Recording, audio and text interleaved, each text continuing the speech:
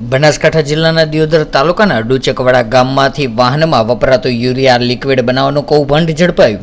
સબસિડીયુક્ત urea ખાતરમાંથી બનાવવામાં આવતું હતું ડુપ્લિકેટ યુરિયા લિક્વિડ।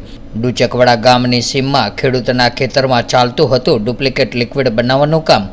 ત્યારે બાતમીના આધારે એલસીબીએ રેડ કરીને મોટા પ્રમાણમાં સબસિડીયુક્ત યુરિયા ખાતર તેમજ લિક્વિડ બનાવવાની સામગ્રી સહિતનો મુદ્દામાલ ઝડપી પાડ્યો। એલસીબીએ દિયોદર પોલીસ મથકે મુદ્દામાલ લઈ જઈને વધુ કાર્યવાહી હાથ ધરી।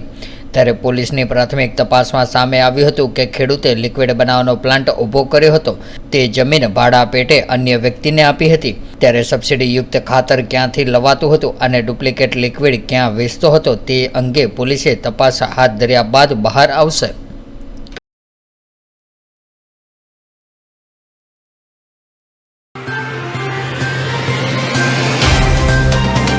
तो व्हाट्सएप, ट्विटर, फेसबुक, इंस्टा जहाँ भी आपका अकाउंट है, इसे शेयर बटन के द्वारा वहाँ पर शेयर करें।